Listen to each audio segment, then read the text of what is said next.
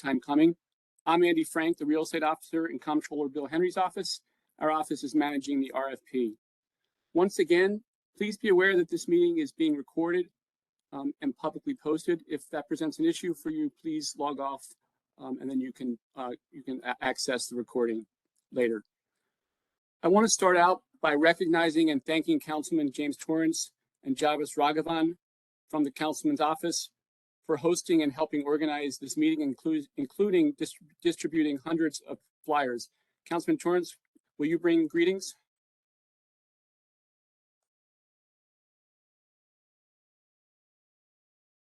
Good evening, everyone. Great to be with you guys, as well as the persons in person at Beth Elm and the lovely Jackson to keep us company. I'm going to be short because I'm sure he's going to have lots to say later, but I'm happy to have this meeting and also have your involvement in this selection process. Thank you. Thank you, Councilman.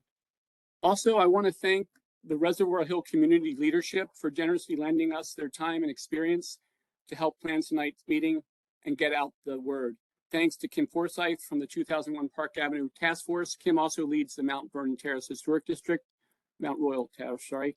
Kate Jennings from Reservoir Hill Improvement Council, and Keandra Pryor, Yolanda Maxwell, and Janiyah McLean from the Reservoir Hill Association.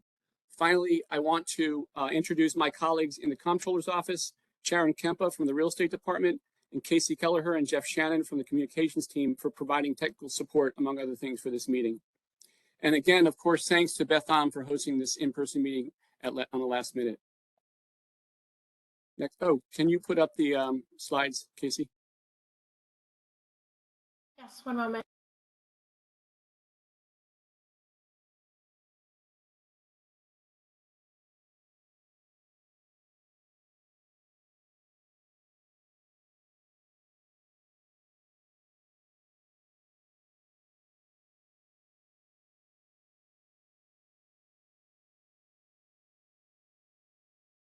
Okay, next slide.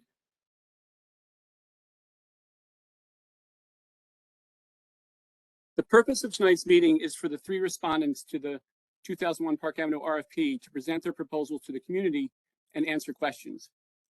In January of 2022, the Department of Real Estate released an RFP for the property, and we received 3 proposals by the April 22nd deadline. On May 26, our office convened the review panel to examine the proposals in depth and ultimately make a recommendation to the comptroller. At their first meeting, the panel developed a list of questions for the respondents, which were due on June 3rd. That brings us to tonight's meeting, next in the process.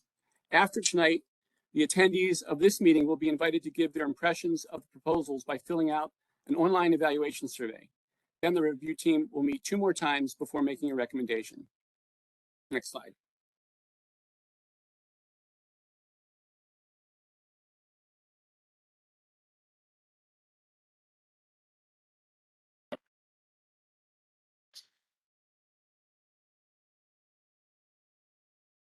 Just one moment. Councilman Torrance, I think your hand is up. Yes, we have a few people who are nearsighted in the room. Could you please read the slides as well, just so we can capture the information? Sure. So we can go to the next slide.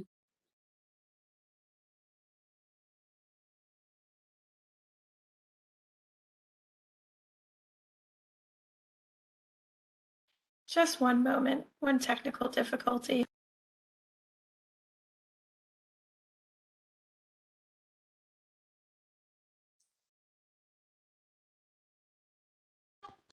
Andy, could you please read out the timeline as well? Yeah, if you can go back to that slide.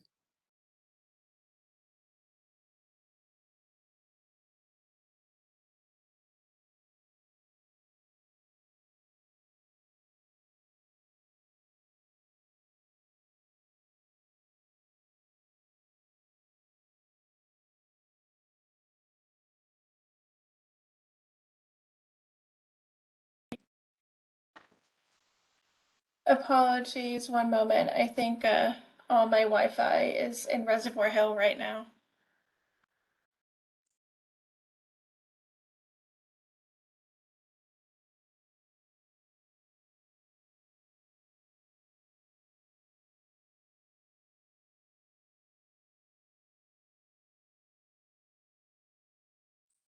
I will, I'm looking at my PowerPoint. I'll read out the timeline and see if we can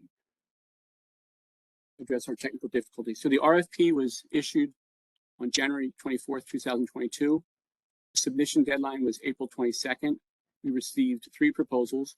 The first panel meeting met on May 26, 2022.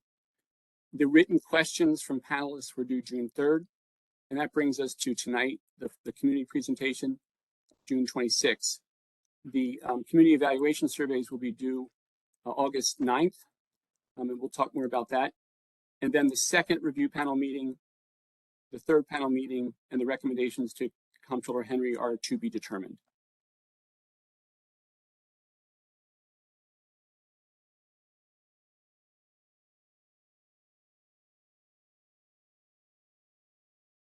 Sorry, Andy, it's just gonna be another moment. Okay.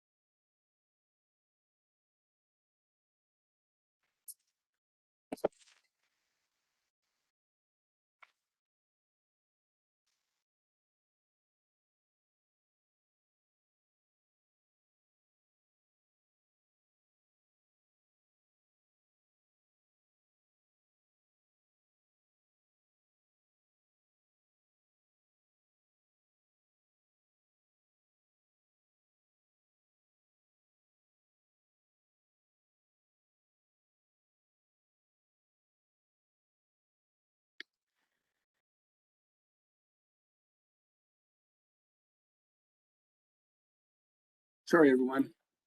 We should be back online just a moment.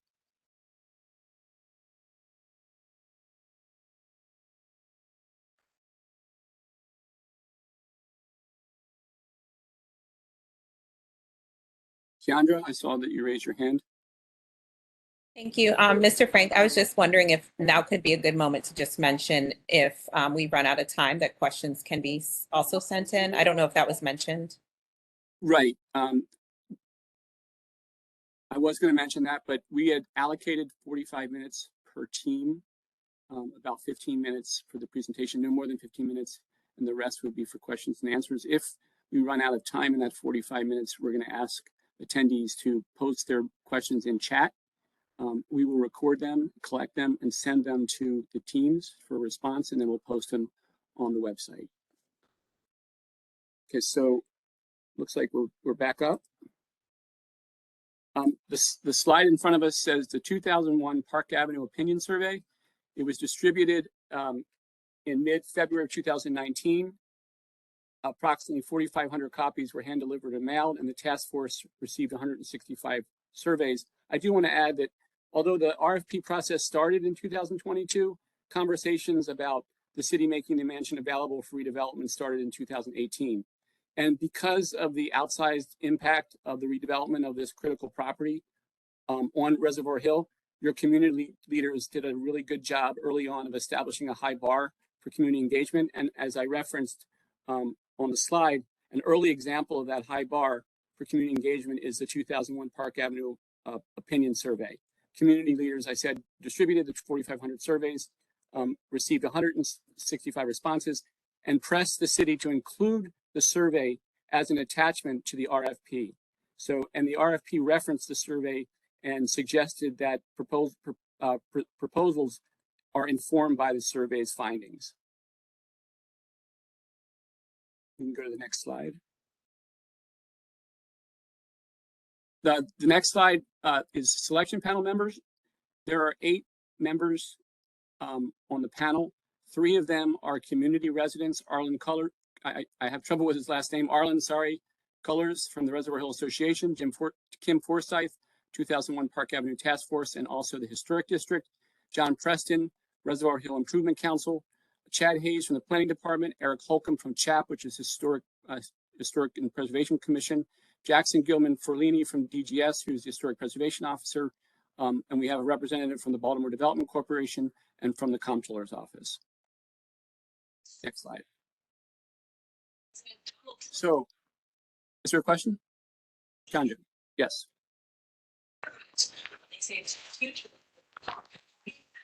Oh, I'm sorry, no. Okay.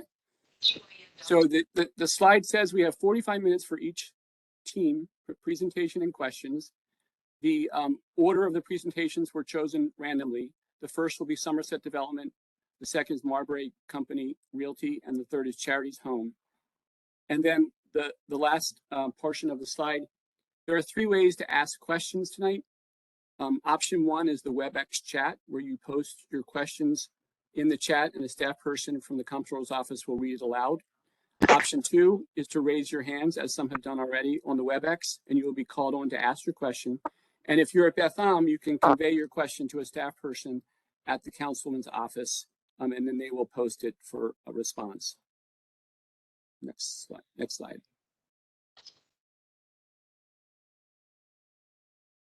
Next slide is the community evaluation survey. After tonight, we're going to send you a link to the community evaluation survey.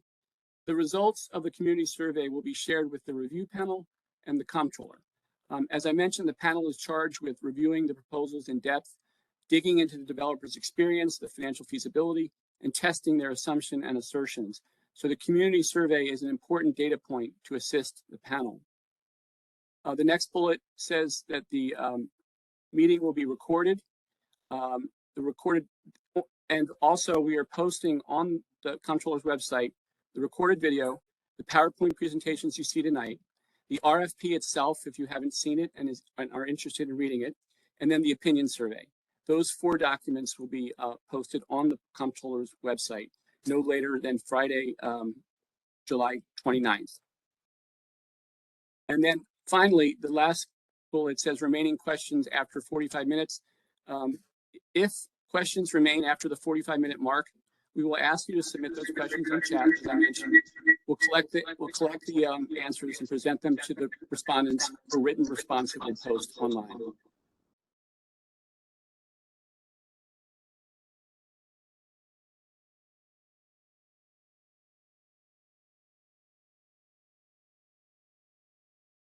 Time? Was I muted the whole time? No, we heard you. We heard Okay. you. You were You're just, fine, Andy. I muted you quickly at the end, and this is a good time for a disclaimer. I have to mute everyone in case there's an echo or sound. So just make sure you're staying on mute during presentations. Okay. If there are no questions, we'll go to the headliners tonight.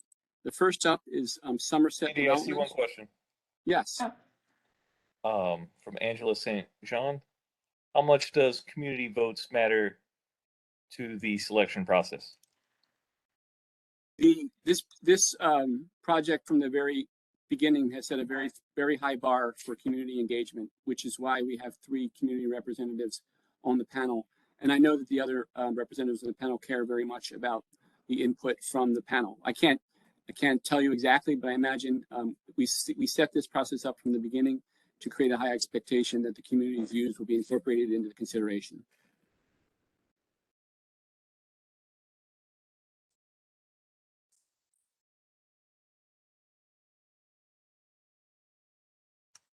Andy, that's the only question I have, so good to go. Okay. So we're going to now shift to the presentations and invite Somerset to begin their presentation, introductions and presentations. We're going to mute. Okay. Sorry everyone, also, this is Casey from the comptroller's office speaking. I'll be pulling up Somerset's presentation in just a moment, and I'm going to also be pushing out every other respondent into the lobby while the respondent gives their presentation, so that only Somerset folks will see Somerset and ongoing. So just give me a moment to do that.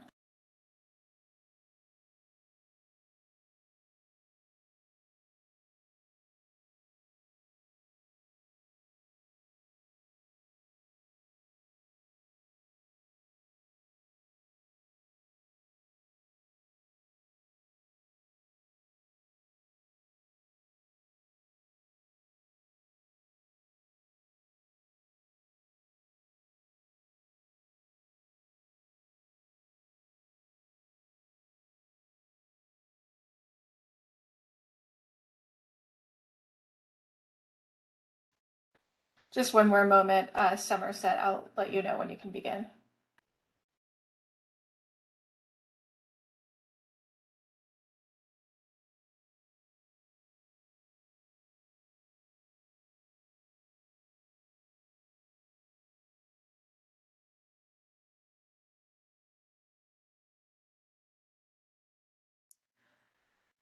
Okay, you can go. Good evening. Hi. Beth Benner. I am the Executive Director of the Housing Coalition. We can't hear you, Beth. No problem. Try again. Hear me? It's very faint. Am I?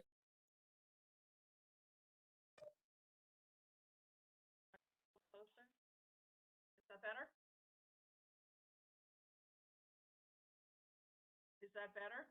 Still low. Volume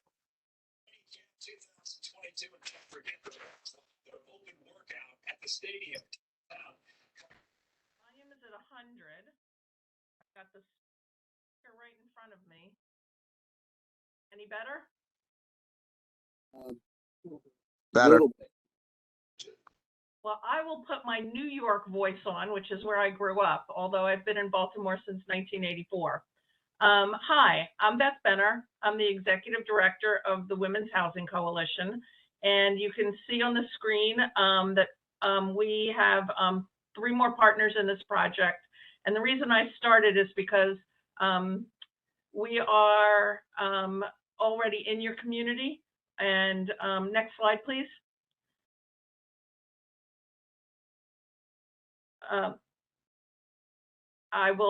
There we go. The Women's Housing Coalition is a 42-year-old organization. We serve low-income women and families in Baltimore City. We're already in your community because we restored and operate 2408 Linden Avenue, where we have 4 families and 1 individual living right now. We also rent apartments throughout Reservoir Hill for the women in our program. All of our buildings are historic and have been lovingly restored. We have 108 program slots that we serve approximately 140 people each year, so 108 simultaneous slots. Our program utilizes a combination of rent supports, case management, specialty programs, and one-on-one supports. Our team is primarily, Paul Covington, if you put yourself on mute, that would help. Our team is primarily made up of direct service personnel, including case managers and specialty facilitators, and we combine and use third-party experts in areas where we don't have expertise. And we do our own housing property management and maintenance of our buildings. Next slide, please. Our mission is pretty straightforward. We are trying to support families and individuals with permanent and affordable serviced enriched housing. And the serviced enriched housing and the uniqueness of our program is what we believe makes us special. We focus on long-term change by providing individualized services. We do not have a cookie cutter program. We work closely with residents and provide programming at both the individual and the group level. We use a combination of rent supports, case managers, specialty staff, and third-party experts. We not only help people obtain housing, but we work with them for years, if necessary, to maintain it and to become active members in the community. We only work with organizations that have this shared value. Next slide, please. The reason I'm starting this presentation is because we have had our eye on this property since 2019. We approached the city about this property and told them we were very interested in getting involved and doing this. The city told us they were going to put together this RFP process, and now we totally understand why the process took so long, and we love the fact that the community is so engaged in this process and that they didn't just let us talk to them as a single developer. I think community involvement is what makes our projects work, and being aware of our community is what makes us special. We looked at this project and said we needed to partner with people that had our same respective values, but also that complemented our weaknesses so that we came up with a team that was even better. So WHC, Women's Housing Coalition, specializes in housing services and keeping people housed for the long term. We use the individualized approach, both here in Reservoir Hill, where we have a number of residents already, and across the city as a whole. We approach St. Francis Neighborhood Center, Torben and Angela, who will be speaking, because we have, because of their programs, their deep connection to this community, and how we have tried to work with them, and we have worked with them and continue to try to work with them on doing some joint activities and programs. And we believe that their community services hugely complements and expands on the work that we do with our residents. And then I asked Somerset if they were interested in going in on this proposal with us, because they're not just a developer, but they're committed to building healthy community wherever they invest, and they stay in it for the long run. You may know them about their recently opened project in Bolton Hill called Unity Hall. And I'm going to allow each of the other 10 members of the team to present who they are and what they do and why they decided to join in this as a mutually respected team of nonprofits and for-profit developers. With that, I'm going to turn it over to the next slide.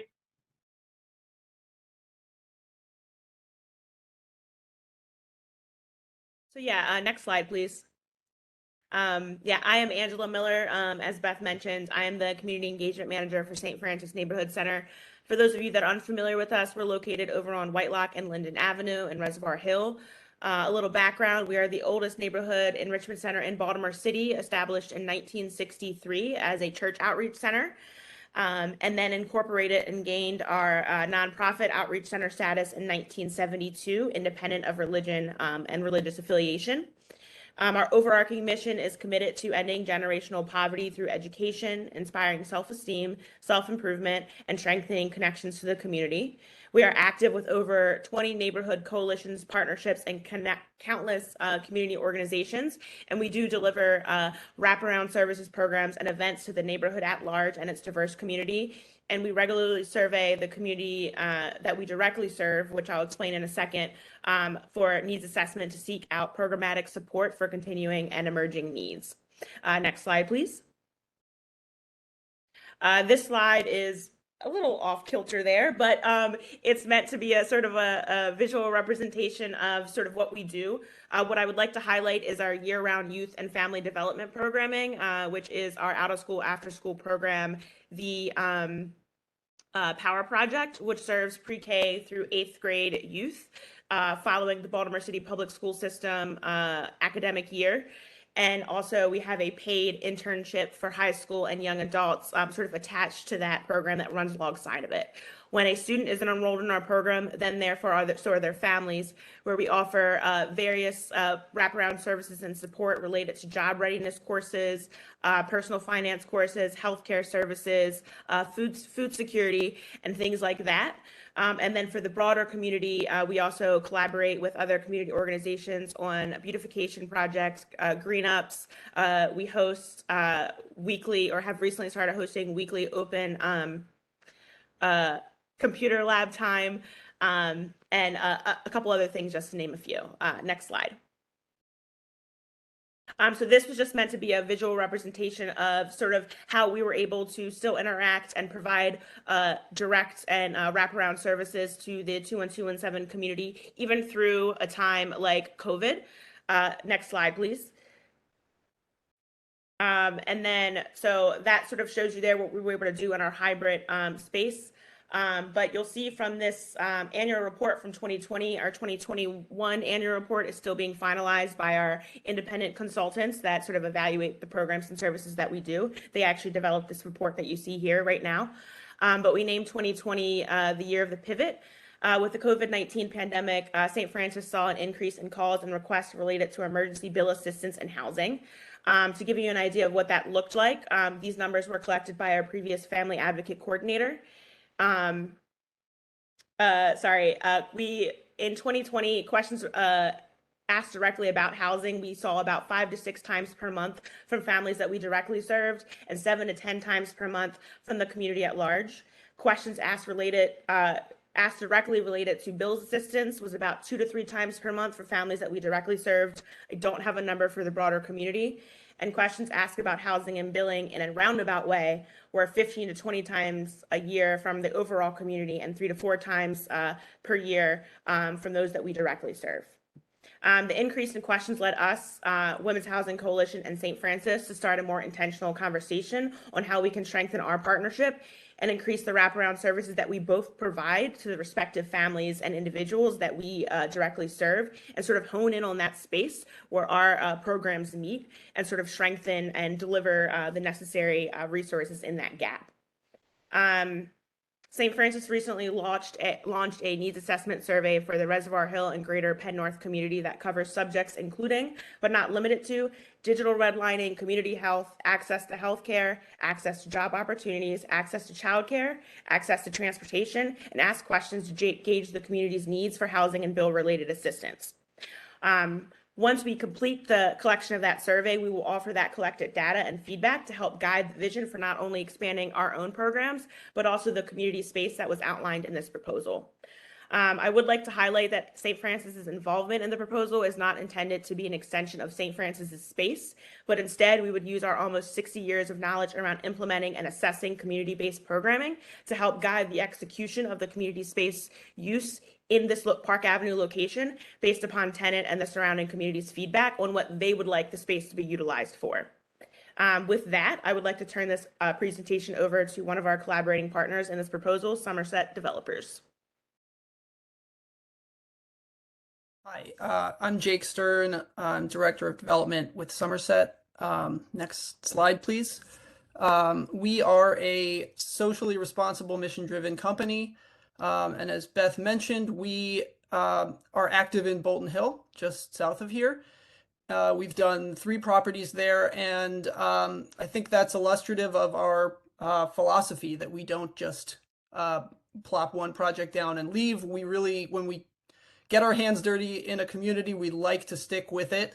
And we really are, we see ourselves as becoming over time part of that community. And so we're really excited about working with you all, with this community, with Reservoir Hill to redevelop this project. In short, our proposal is intended to provide 26 units of affordable housing while ensuring the historic elements of 2001 Park Avenue are preserved, and to use approximately 7,000 square feet of available space throughout the building, and some of the additions that we're going to propose to that building as gathering spaces, programming spaces, educational spaces, and office and counseling spaces. So that 7,000 square feet is really intended to be community flex space to bring a lot of the programs and great work that both the Women's Housing Coalition and St. Francis Neighborhood Center do to this property. We would also like to highlight the fact that the dell on site we are proposing to preserve as green open space, preserving as many of the trees, natural vegetation that's there now as we can, and opening that up as a community use. And so we like to think of that as a way in which our redevelopment brings the community in as well. Next slide, please. Just wanted to briefly highlight our experience. We have done 6 historical preservation projects, 3 in Baltimore, 3 in Washington, D.C. And you can see on the bottom of the slide there, the photographs, the Professional Arts Building, formerly the Medical Arts Building in Mount Vernon, and Pocket House, which is actually 2 historic buildings just across the street from Lexington Market. And with that conversation about architecture, I'd love to turn it over to Kathleen at 2 Point Studios to tell you a little bit about the architectural components we've got proposed. And Jake, we're closing in on 15 minutes, so. Okay, yep, I think we're wrapping up. We'll go Great, through thanks. it. Yeah, if you can go to the next slide. This just gives a brief background of our architectural practice and firm. I won't go over this much because I want to get to what we're proposing for 2001 Park, but we do have over 20 years practice with affordable housing, and we promote design excellence, and we have a history of working with historical structures. We were the architect for the women's housing project at 2408 Linden Avenue, which was a restored Victorian house in the National Register. And we've won awards for some of our restoration and rehabilitation projects. We're committed to community service and have worked closely with women's housing over 15 years. I'm a board member there and have worked on 4 of their projects. So I'm happy to share some of that additional information, but I think if we want to get to 2001 Park, if we go to the next slide. I mean, everybody here and the residents are familiar with the how important this site is and what a landmark it is to the Reservoir Hill neighborhood. The vistas that you see as you come up Park Avenue, right now it's sort of hidden by all the overgrown landscaping, but the landscaping we recognize as an important part of the site also. And we hope to restore those views and in addition to the structures. So if you, this will show basically the massing of it relative to the neighborhood and how it sits. If you go to the next slide. We are looking at restoring the stone structures and maintaining those. And with the housing that we're providing will be an addition off of the rear of the building, which is currently where the level areas, there's parking and a tot lot. Where we'll be providing the majority of the units. And then that dell, which is to the left of this slide, is down on that lower area, which will be accessible to the community. Basically, we're hoping to maintain those views that we're not changing from Park Avenue of the historic structures. And then we'll be sympathetic to that in terms of the new construction. If you go to the next slide, we have floor plans. As Jake said, we're adding 26 units. We're basically adding a 4-story building behind the building in scale with and being sensitive to that 2.5-story structures that are there. And we'll have the entrance still off the south side for where you're entering into the common public space. And that would be the space that's available to the public for community space, for administration, meetings. And then the units will be off of the rear of that. It's a combination of 1, 2, and 3-bedroom units. It will be an elevator building that's accessible, and we will be providing parking, including accessible parking on site. Are we nearing the end? Yes, I think that's the last slide. We have the summary sheet, but and that Jake, we can do that next, and Jake can follow up, and then we can take questions and answers. Thank you. So this is just a very brief summary. I'll take 15 seconds. We are proposing to create 26 units of affordable housing and revitalize the Dell, all while honoring the historical elements of 2001 Park Avenue. We will restore everything that's there to the best of our ability and add an addition. We think that this partnership between Somerset Women's Housing Coalition and the St. Francis Neighborhood Center is really what we think is the best use for this site. It brings the community in and it provides a long-term sustainable use for this property. With that, I guess we can open up to questions.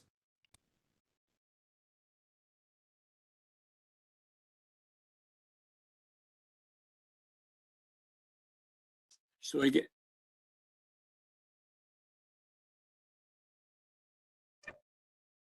Jeff, can you share the questions we have in the chat? Yes, just from the chat, I have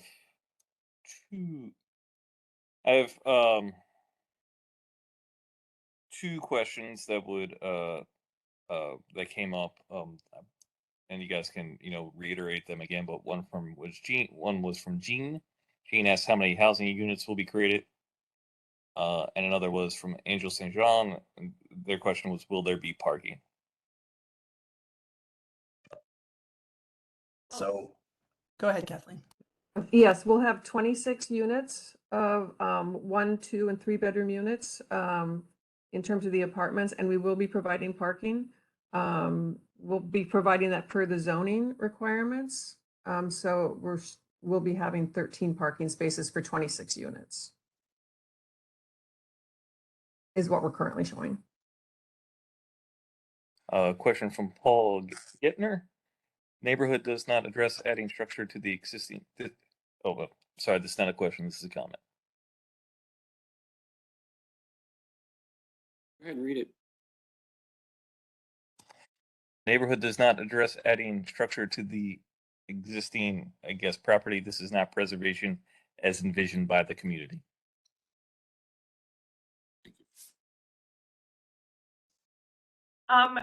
I think if that is your only definition of preservation, you are technically correct.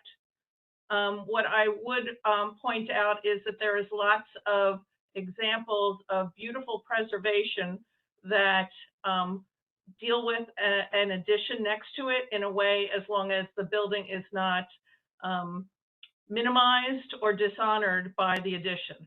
And we do all have history and experience in making sure that is honored in all of our careers, whether it be with women's housing, St. Francis, or other jobs we've worked at the past. Question from Mr. Thomas. What did the survey RFP say, and how does this relate compared to that?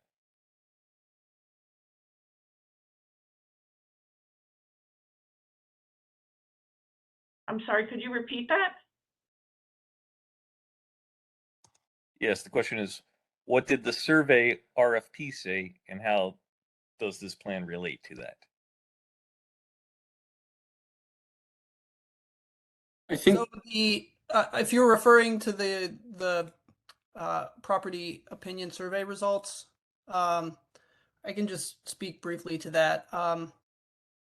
We think that this proposal recognizes the mansion's history, and we're going to bring substantial resources to restore the structure. We are also putting in place a source of financing here that will allow the building and the property to sustain itself long term. All three of the organizations that are presenting this proposal, in addition to 2 Point, all have history in or near Reservoir Hill and are stakeholders. Our proposal contemplates the landscaping on site and proposes to restore as much as possible, particularly the mature trees. And we also think our proposal does a nice job of creating community access and community space on the site. We took those to be the main takeaways from that survey, and sort of that's the way our proposal responds to it. I would also add, per Angela's comments and statistics, that you have a neighborhood where there's a lot of people in that neighborhood struggling to find decent, affordable housing, who want to stay in that neighborhood and want to stay involved in your community. And so we felt that this was also a response to that in that way, and that you're not putting up a super high rise. We're not trying to dishonor the building, but we are trying to make something available to people that want to stay in your community.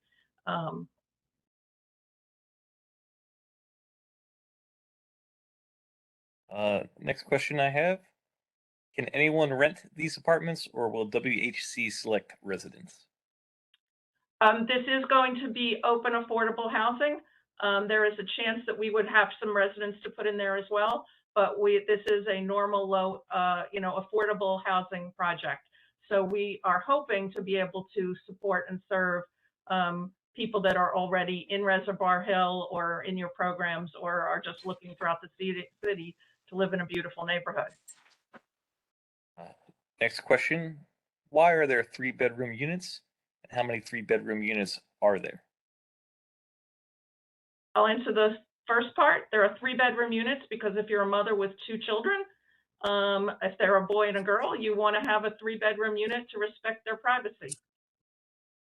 And we have 9 3-bedroom units. Next question. Do you have any objective measures regarding you and your partner's success?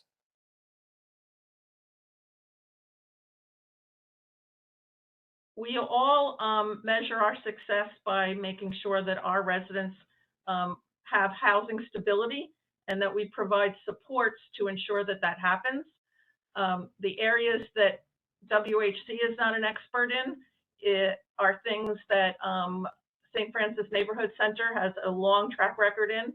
And in terms of development history and financial stability of a development, both Somerset has extensive development history, both at Somerset and everybody at Somerset in their previous careers. And we do our own property management and maintain high quality properties. Again, I have two statements on my list next. Andy, do you want me to read those statements? Yes. Next statement is, I'm concerned about the amount of parking. I live on Reservoir Street, and we have to deal with not enough parking with the complex at Mount Royal Terrace and Reservoir Street. The next statement is, creating rental units is not an acceptable renovation as addressed in the neighborhood survey and its summary.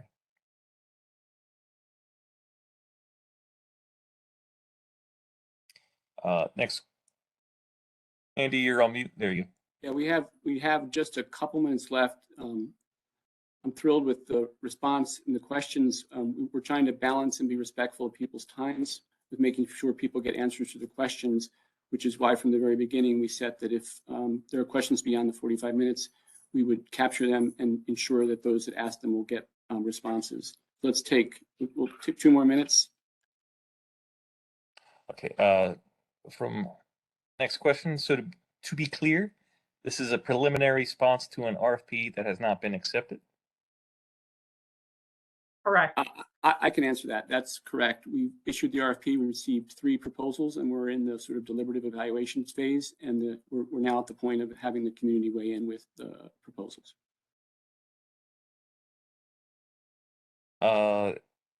Next question.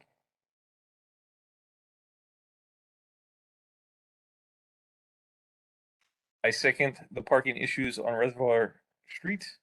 Also, how can residents provide comments on this proposal? I assume we have a say on the yes or no.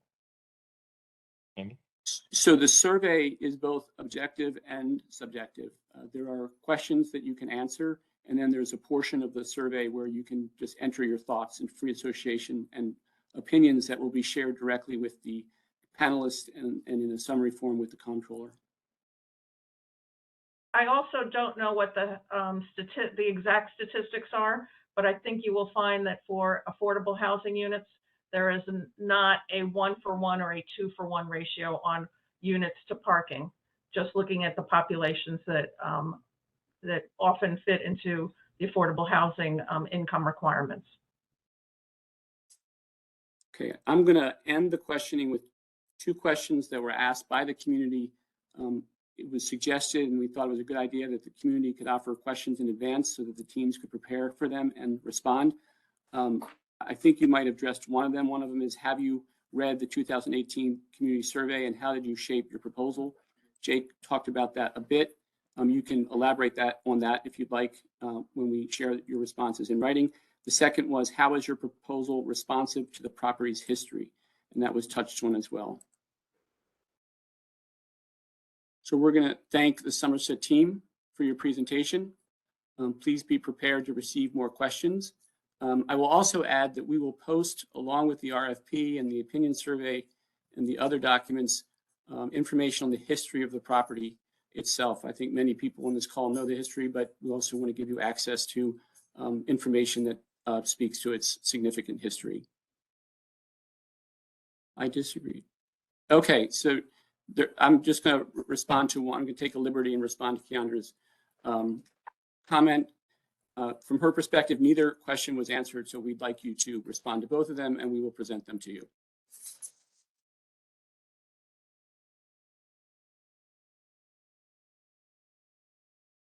Okay, thank you, Beth and Jake and the team.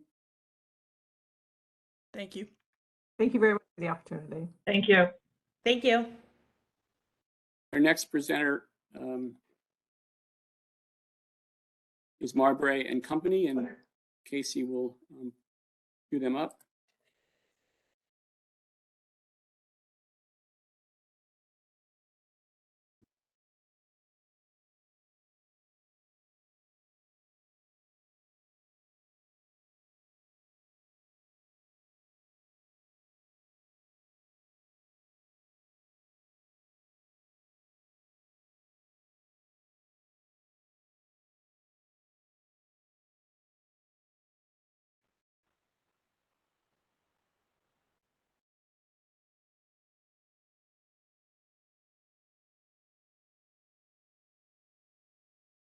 Okay, Marbury, I think your whole team is here, so you can begin, and I'll ask the folks from WHC Somerset combo to move out to the lobby in just one moment.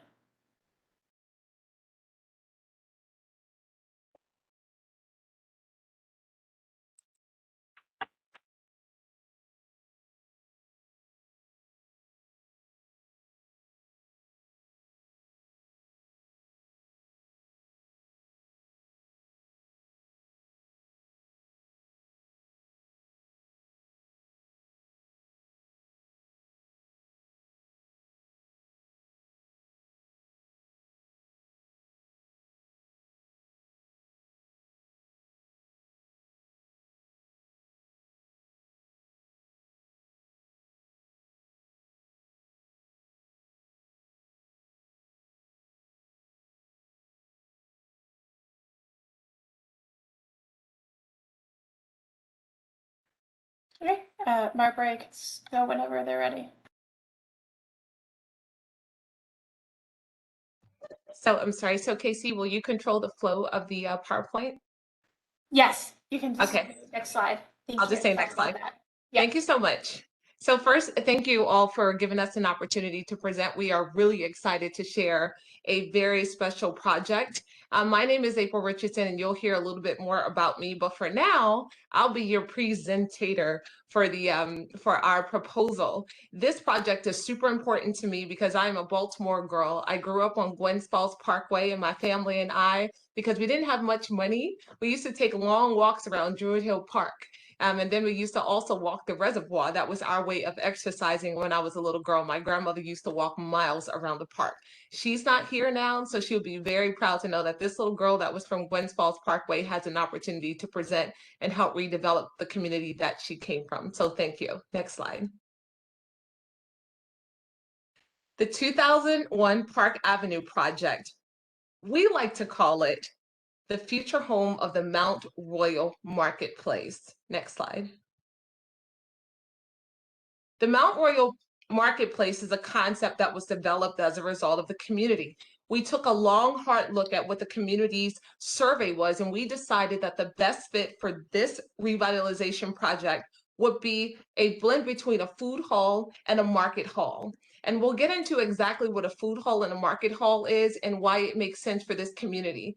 But the best part about this project is that it gives us an opportunity to bring food into the community, to bring retail into the community, be a space where craft makers can make, and we also intend to having the best indoor and outdoor activities that we could possibly think of that would help support this community. We curated this project so that it could bring excitement to a community that has been waiting for something exciting and different other than housing, to bring something that made sense for children, families, the community, and people who came in to visit the Reservoir Hill area. Next slide. In order to bring this project to life, we had to bring together a powerful development team. Next slide. And our team happens to be a Black woman-led team. Robin Marbury, next slide, please. Robin Marbury and the team came together to figure out what it would take in order to bring the first food hall to this side of town. And in order to do that, we needed the best architects who had history and design build and architectural historical renovations. We needed someone that had food hall experience. We needed someone that had owners' representations for build outs, and we needed someone to have a vision. Next slide, please. We wanted to make sure that any partners that dealt with this project, they understood the core values of working with the Marbury team. Our goal is to revitalize and strengthen communities, develop stable, vibrant, and healthy neighborhoods, create affordable, desirable, and safe places for all, but more importantly, bring creative ideas that promote excitement.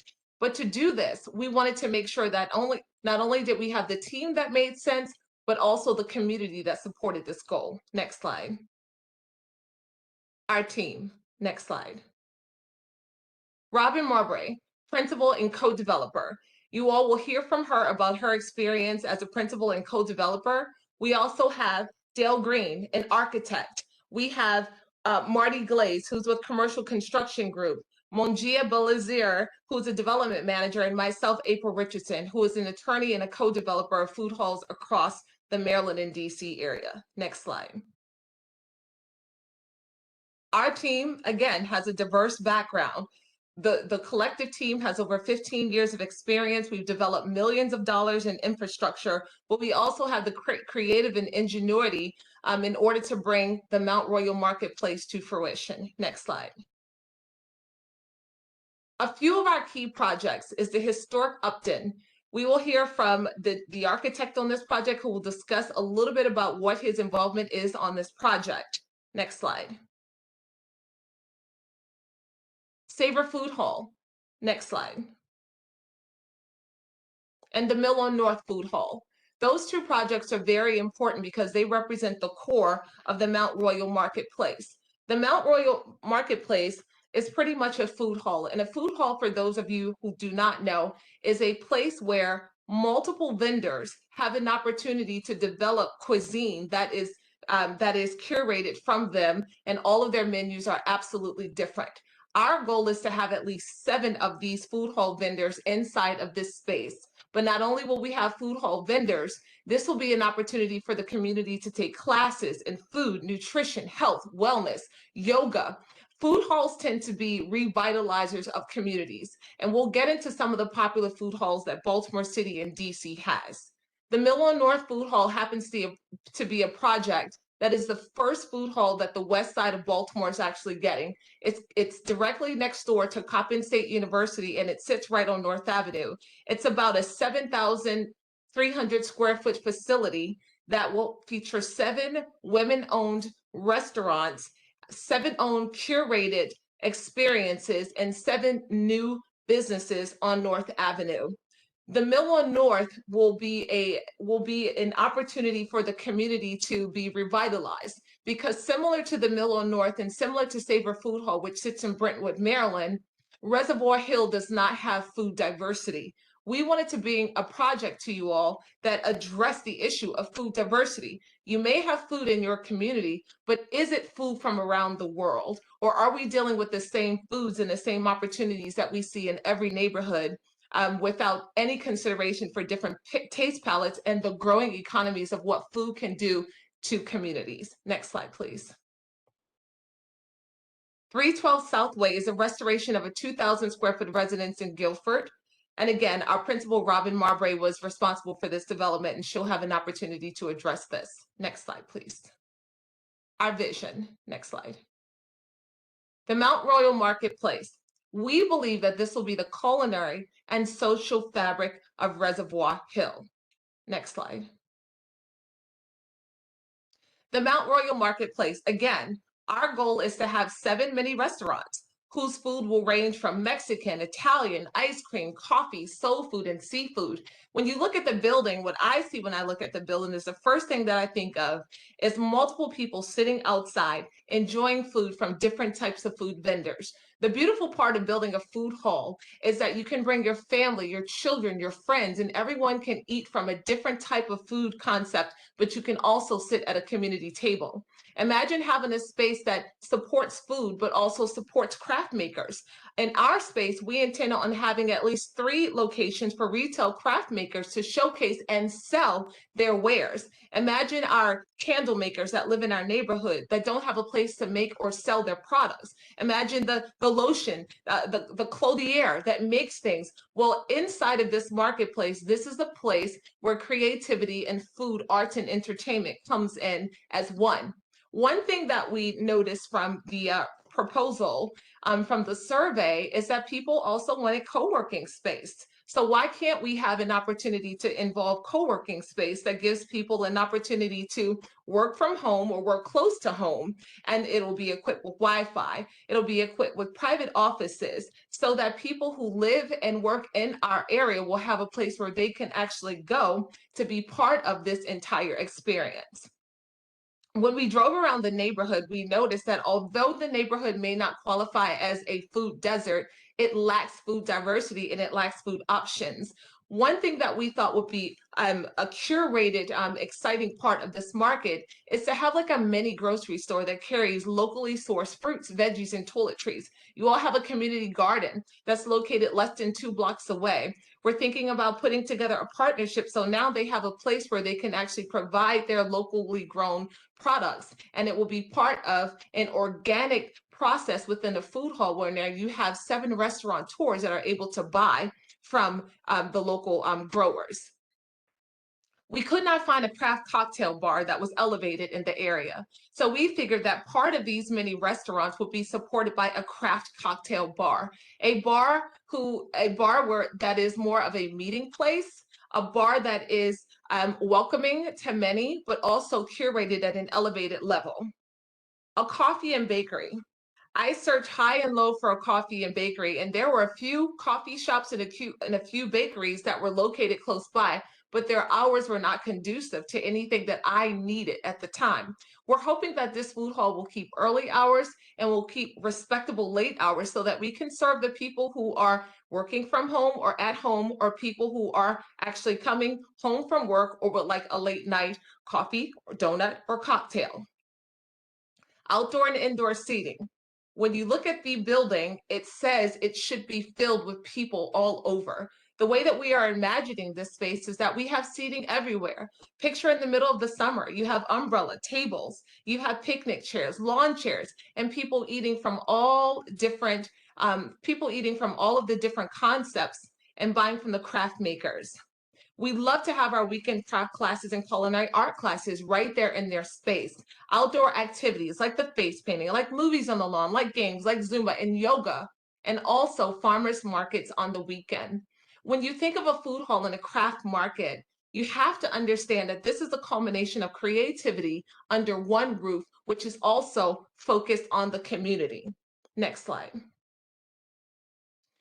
Baltimore actually is home to a few exciting food halls and craft maker concepts that have already provided the excitement. But unfortunately, those projects have not necessarily made it to our side of the town. What I'd like to offer is that this type of food hall would not be a food hall that is a destination. A destination food hall meaning that people from all over Baltimore City will come to join us. This is more like a community curated food hall that would support the local community within a 2-mile radius. People who could actually walk up the hill in order to eat, people who could bike, people who could jog. We want to support this as something that makes sense for people in the Reservoir Hill community to have an opportunity to eat from the best and to also to support local entrepreneurs. Next slide, please. Our House in Baltimore. For those of you who don't know, Our House is one of the more popular food halls in Baltimore. On any given day, it has hundreds and hundreds of people walking in and out of this facility. And what makes it exciting, again, is that it has food diversity. Our House has about 12 different food concepts that have been built as a result of this. So that means that there are 12 new companies that have been developed as a result of their opportunity inside of this food hall. Well, the question is, why can't we do it where we are in our community? Why can't we pull the people that we know in our community that has an opportunity to make their favorite dessert? Why can't they be the entrepreneurs that have up next and create their own mini restaurants? Next slide. April, you've got about 2.5 minutes from the 15 minutes. Okay. And thanks. Union Market. Union Market is actually one of the more popular ones in DC as well. Next slide. Open Works. Open Works is another craft market that has a lot of popularity in Baltimore and in Greenville. Next slide. Farmers markets. Next slide. Next slide. The community benefit. Next slide. Job creation, community space, creating food diversity, supporting locally owned businesses, and a place where family and friendly activities can be convened, and we have a place that we can be proud of. Next slide. Our schedule. We believe that if we are able to start this project, it will be a 24-month build out. Next slide. Why choose us? We have roots on the west side of Baltimore, and it's not too often that real estate development projects are led by Black women. But more importantly, we will ensure that the community is proud of this project. Next slide. Question and answer. with a minute and 30 seconds to spare. Thank you. Okay. Are there questions? Yes, I have a couple questions to get us going. Keandra asks, can you please share the name of the commercial development that you have previously developed? Is it open? Yes. And is it So, open? yes, so I'll go and then I'll let the others talk as well. Savor Food Hall was my first food hall project that I developed in Brentwood in 2019.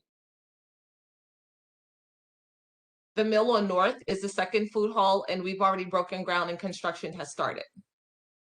That's the project that's on North Avenue. If anyone else from our team would like to jump in.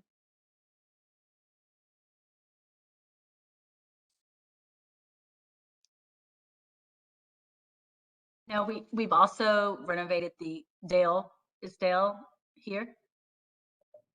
Yes, I'm here. Would you like to talk about the historic Upton Mansion? Yes, yeah, with the short time, I'll just give an overview. This is Dale Green, partner in the architectural firm Sultan Campbell Britt. We were founded in 1964. We have an extensive architectural and historic preservation practice. My experience in the community began in 2011 with the former Maryland Bicycle Club building on Mount Royal. And then, of course, we worked with the Emerson Mansion building going back to 2018. And in the slides, you would have seen the historic Upton Mansion project, which was another city-owned site. And they are similar to the scope here. We've conducted archaeology on that site. We've been working with how to sensitively develop the parking on the site, work with the historic stone retaining walls around that site, as well as working with the historic landscape in terms of what specimen trees remain and what trees would be removed. That's a 184-year-old mansion. And then I also chair the Mount Clair Mansion Reimagining Project, which is a 1757 mansion, one of the older colonial properties in the city of Baltimore. So we have a lot of experience with preserving historic mansions in addition to greening them in terms of LEED Gold status as well. One question, would you consider creating a low-cost rental space for community members to reserve for workshops, meetings, and classes? Yes, so part of our space is a dedicated community meeting room that can be transformed into a community meeting room, a catering, or an event space. And it is our intention to have it at a low rental rate. I have a couple questions about how parking will be handled. How will parking be handled? Robin, would you like to address?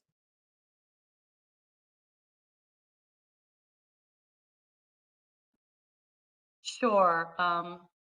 What we had envisioned for parking is that we would have space that is available right in front of the actual historic mansion, and that we would eventually share space with the development that is on North Avenue, the Brambles development project, where there will be available parking garages.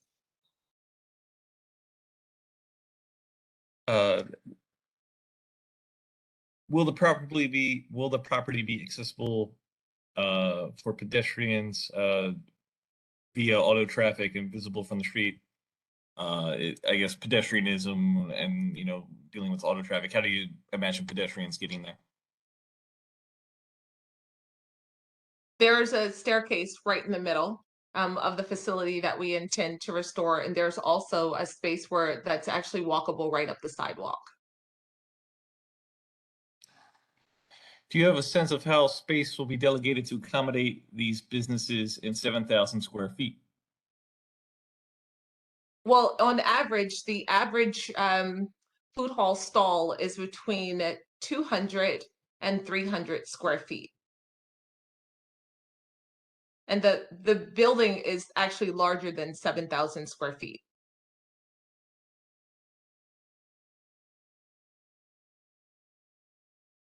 Can you address sustainability of this project? I'm not sure if we understand that question. Yeah. Maybe they're referring to green aspects, sustainability with regard to stormwater management, use of materials, things like that. Sure, Dale, would you like to speak to that? Yeah, so in regards to building sustainability, as I mentioned before about the LEED Gold, so most of our projects that are awarded the state historic tax credit, we're checking the LEED Gold box. And so they are also meeting a LEED Gold. And in the process of doing that, the integration of new systems in terms of mechanical, electrical, and plumbing, those are more higher efficient and sort of green approaches. We've also introduced green roofs to parts of the building where it's applicable. And then, of course, the site itself in terms of the Sustainable Sites Initiative, counting towards that work as well. We had multiple questions about renderings. April, looks like you might have answered a little bit of that in the chat, but I don't know if you want to just verbalize that. Sure. So one of the questions was, do we have a rendering? Renderings are super expensive. And I usually don't get them until after we're awarded. And we'll take a few iterations in order to get the actual design build correct. Do you envision food providers being affordable or more affordable than those that people find at our house? I can't dictate what the food costs are because a lot of that is tied to the rise in cost and inflation and food cost and packaging. I will definitely say that because we intend on managing the project and not just building the project, it is important for our food hall to make sure that they accept SNAP and that they are being reasonable in terms of their cost. Whenever you build a food hall, you as the operator or manager have an opportunity to set what the rules are. And you can also set what the goal of that food hall is. There are some food halls that are exotic food halls and you'll spend $60 per plate, but that is the way that is curated. Because this is a neighborhood food hall, we expect our vendors to be at neighborhood rates that supports the economics of the community.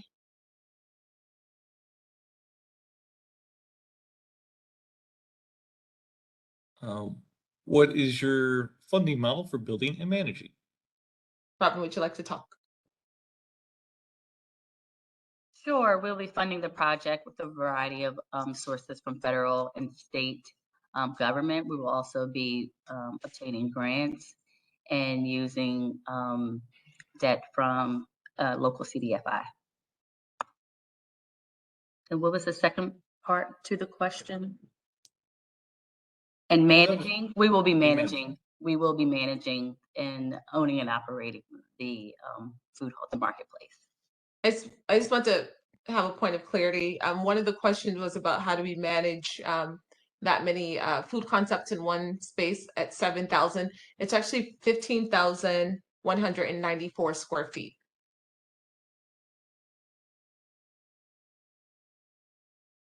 There's some questions about accessibility. Robin, I saw you wrote an answer for that. I don't know if you'd like to verbalize a little bit more on that. I'll let Dale address the accessibility question. Yes, so the intent is to make the 3 levels of the existing mansion accessible through the installation of a proposed elevator, as well as to grade appropriately certain portions of the site to create accessible routes, and where applicable to introduce ADA compliant ramp. Obviously, the ramp that's currently on the building is not an ADA compliant ramp. So through those measures, accessibility both within the context of the site and the building will be designed.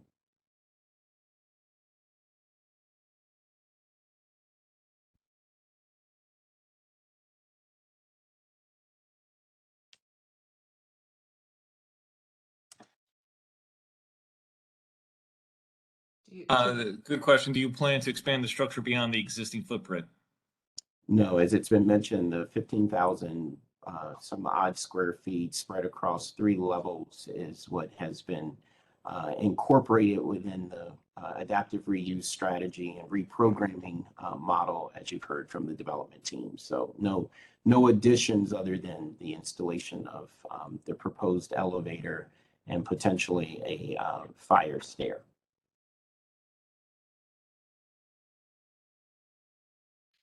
I want to ask, when will the mill at North open? January of 2023. Construction has already started.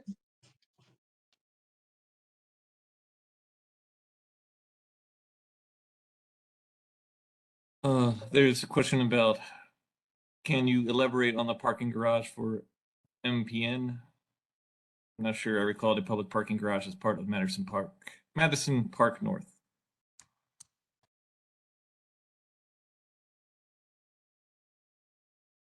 Bill, would you like to address the parking?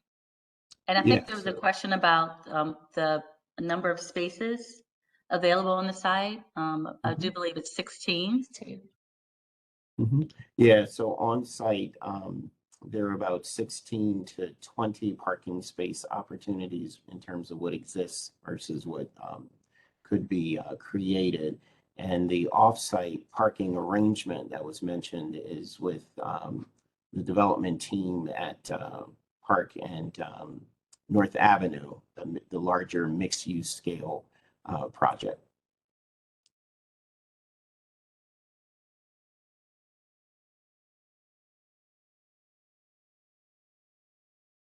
Question, how much do you imagine renting a commercial stall will be for the average vendor?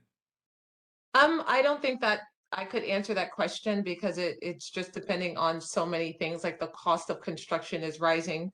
On average, the way that food halls are designed and built, you have base rate models and you also have percentage rent models. So it really just depends on so many different factors, but it will be at least standard rents or just a bit under what the market rents are at other food halls in our community.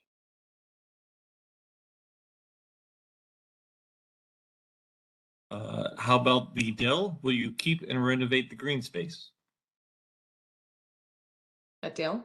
Yes, so again, the archaeological significance of the site is important, and the historical landscape of the site is also important. And so there is proposed retention of all the historical resources in addition to preserving, as I said, the character and integrity of the site, including the stone retaining wall. So all of those elements will be restored and incorporated in with the scheme of the adaptive reuse strategy.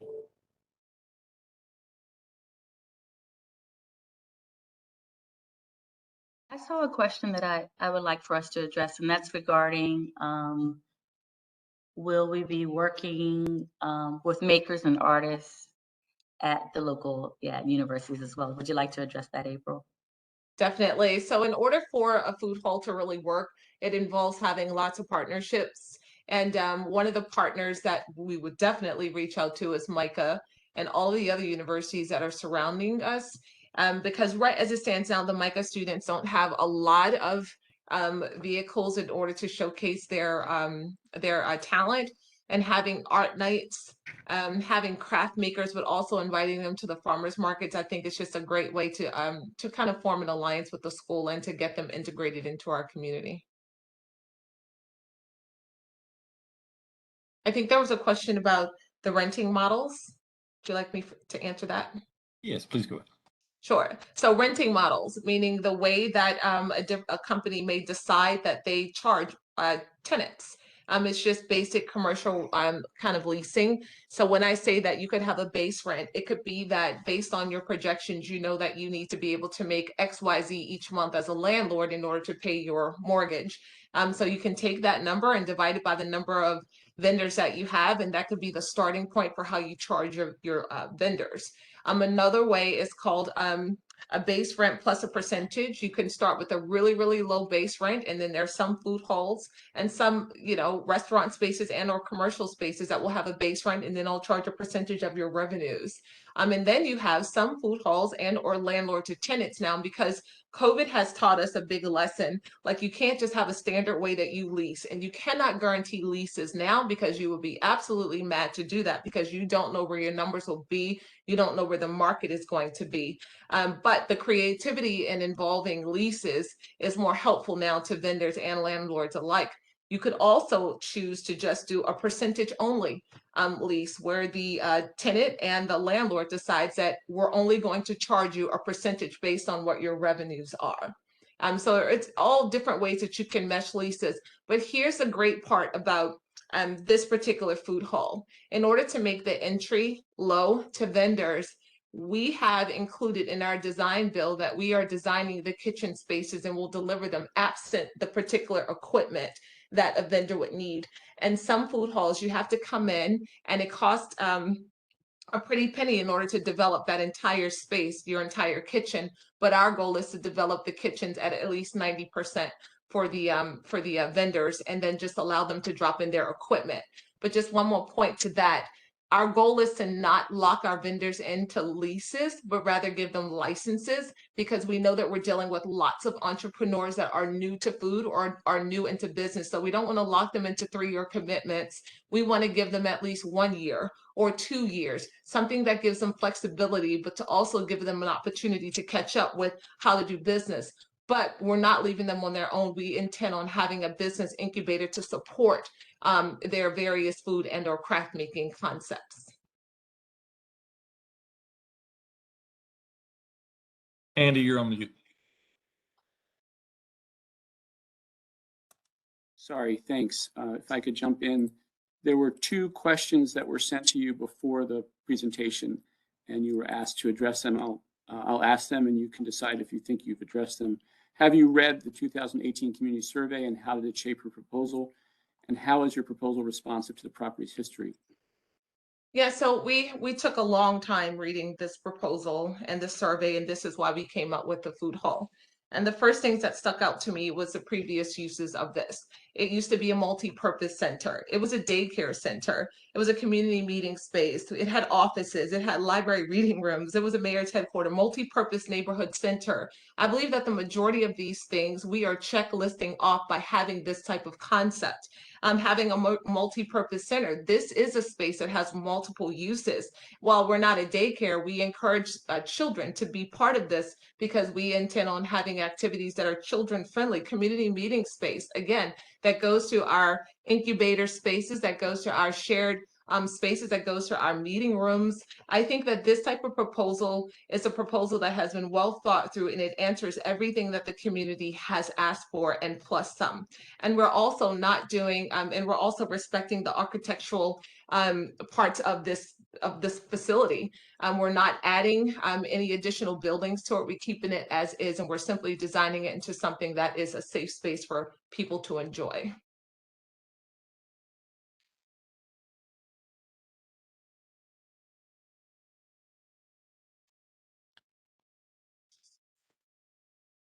Any other questions? Okay. Thank you, Marbury team. You had time to spare. Appreciate your presentation. We'll move on to the next proposal. And while we're doing that, there was a question about, will the selection panel meet in closed door session to decide on this, or will it be public? We're modeling our process on the RFP process that goes back 40, 50 years in the city, although we're changing it in one important respect. Many review panels don't have community representation. The community insisted early on, very early on, that they have a role in this throughout the entire process, including the review panel. So the panel has community representation on it. The next question is, who can I follow up with about the actual decision-making process? I was going to do this later, but I'll do it now and I'll do it later. I want to give people my email address if they want to follow up with questions about the process. My email address is andy.frank@baltimorecity.gov. Okay. Who is leading the presentation for Charities Home?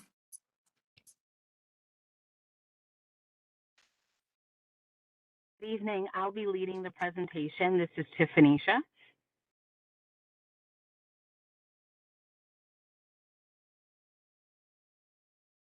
Okay, I think we're ready. Wonderful. Can everyone hear me clearly?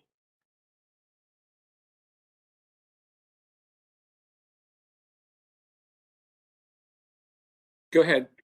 Okay, wonderful. Thank you so much for this opportunity to present. I am representing Charities Home. My name is Dr. Tiffanisha Williams. I'm the leader of our organization I'll get to in just a moment, but We are super excited to present this development project proposal to the community partners of Reservoir Hill. And we hope that what we have to offer on this evening not only meets the needs of the neighborhood, but elevates the community within the Baltimore area and creates a space and a place that is recognized throughout the city for being a place for underrepresented or underprivileged populations in the community. You can advance the slide. So our proposed development project is to bring to the Reservoir Hill neighborhood and to convert the mansion into a supportive housing facility, specifically for youth ages 5 all the way up to 25. The purpose of this facility is to provide a place and a space for them to develop, to thrive, and to flourish, and ultimately become thriving members of the community. And I'll delve a little bit further into that in just a moment. But that, I didn't want to provide any element of suspense. That is what we intend to bring to this community within the existing space. Please advance the slide.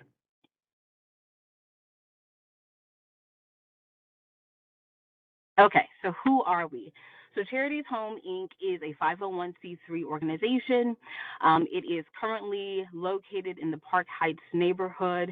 Behind this particular organization, our mission is to address issues that are related to poverty and low income that ultimately tends to contribute to children in particular falling into homelessness situations or situations in which they need to be rehoused. And so the goal of our organization is to not only to provide them shelter, but to provide them a space in which they can actually develop. So our ultimate goal is human development and the cultivation of young people. And as a part of our program, we have a number of grant providers for both at the federal level, at the local level that is behind this organization, and they're actually waiting for us to find a permanent home in order for us to build out the initiatives that we intend. So that is a little bit about who we are, or at least the mission that we are targeting. So please advance the slide. Okay, so our visionaries are Yolanda and Corey Stith. They are the head of a number of initiatives within Baltimore. Not only are they the lead pastors of All Nation Worship Assembly Baltimore, but they are also active in the community. They are at the helm of a number of community initiatives. One that we are hosting in about a month is called Impact Day, in which we provide resources to the community in advance of the school year, all the way from school supplies to other resources to the community, and one of their brainchild is housed within Charities Home. Please advance the slide. Okay, so before I get into the specifics of the actual project, I think it's important for us to talk about the mansion itself and its importance for the community. I am sure that you will have heard across presentations about this mansion, about what people intend to do with it, but I think that Charities Home is uniquely positioned to continue or to write a new chapter for the legacy of this mansion. For those of you who are familiar with the community survey that they've been talking about, there were some key historical facts that came out when they started interviewing residents of your community. One of those, as some of you may know, that one of the original signers of the Declaration of Independence, Charles Carroll, actually owned the mansion at one point. Now, for me, I'm actually a political scientist by training, and so some of these historical facts are of interest to me, and I hope that they are of interest to you. In addition to that, the mansion has a very mixed history, and so there is clear evidence that the mansion at one point was not only the home of one of the signers of the Declaration of Independence, but also the home to slaves within the area, and in fact, it's speculated that it's also a burial site. And so there is a sacred nature about the history of this particular location and its connection to underprivileged or even the most vulnerable within our society. And so some of its foundations are the vulnerable. Moving on to some of the other things that are of historical significance, this particular landmark, as you all know, was once the home to Union soldiers during the Civil War. So at a pivotal point in our nation's history, it is the critical point in which the decision about the liberty of many Baltimoreans was decided. And so some of the soldiers who gave life and limb in support of our current union, but also as a result of their efforts, led to the liberty of a large percentage of our population. And so there's that connection to this house. And then it's also one of the oldest estates within Baltimore. It was once the home of Judge Bound, who is said to have been the more. And so there is a lot of rich tapestry within this particular building, which is why we think that it's important not only to give it, quote unquote, a facelift, but to continue, like I said at the beginning, a new chapter in which the home becomes a space, a resource, a safe haven for some of our most vulnerable parts of the Baltimore population, and it's the youth.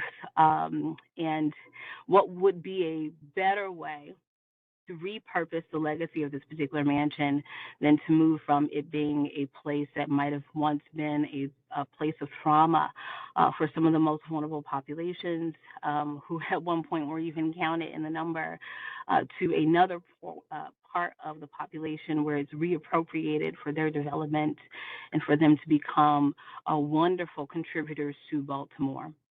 So our goal ultimately is to preserve and bring the community along by meeting a critical need within the area. Please advance the slide. So what do we plan to bring to the table? As I mentioned, our ultimate goal is to create a housing program for homeless youth. We want to create a place for them to lay their head, but not just to lay their head, or a place to have food, but a place to prepare for everyday living. So we want a robust program in which they're just not housed, but there are those who are working within the home to help them develop critical life skills, such as financial management, critical life skills such as just keeping a home. We want those who go through this program, who go through this home, not to matriculate through it and unfortunately be like what we see with some parts of our current system, in which once they reach a certain age, they age out, they end up on the street. The purpose of it is to give them the resources, the tools that they need, that once they do, quote unquote, age out, they are moving into the next phase of their life, and they're moving into that next phase fully equipped to be able to do that. We want to create a place of safety. And so it's going to be really important, and we take this very seriously, to have those who are working at Charity's Home who have been heavily vetted, who are going to be good, not only good resources for our youth, but would not re-traumatize them. And so we know that for a lot of homeless youth, not only do they experience the trauma of not having covering, not having protection, but for a lot of them, they become prey to some really unfortunate things. And so it's important that we give them an environment in which they can develop safely without some of the ills that come from not having protection. We want it to be a place where they call home, a place where they would be proud to say that they're from, that they would never, at least our hope, and that we would try with our best endeavor, that they would not leave and even go into their next phase of life and feel like they could not be proud about the fact that they have matriculated through our program. And then we want it to be a place of authenticity, down to the fact that I'm sitting in my vehicle this evening. We want it to be authentic. We want it to be a place where they can be their whole selves, and that in recognition of that, in creating an environment and a space for that, they are well on their way to once again be full functioning once they matriculate to the program. We also want it to be a resource center for youth, so it's not only a housing program, but as it relates to the community, that nexus between the home itself and the community, we want it to be a space where we're providing programming and resources for youth in the community. And so we want to siphon off a space within Charity's home. It's what it would be called. You have less than 4 minutes. Just want to make sure we're at the time. Okay, thank you so much, Andy, for keeping me on track because I can get going. We want to create or siphon off a space where youth in the community can come and get resources, whether they are into the arts, whether they, for instance, want to take a financial literacy class, whether they want to develop their skills in terms of coding. We want to also create a space in which we are addressing the digital divide that often exists, where youth do not have access to the electronic resources that they need to be competitive and keep up with our ever-changing environment and how much that is connected to STEM and in particular technology. Please advance to the next slide, otherwise I'll keep talking. All right, so I'm not sure if this link actually works, but could we try it?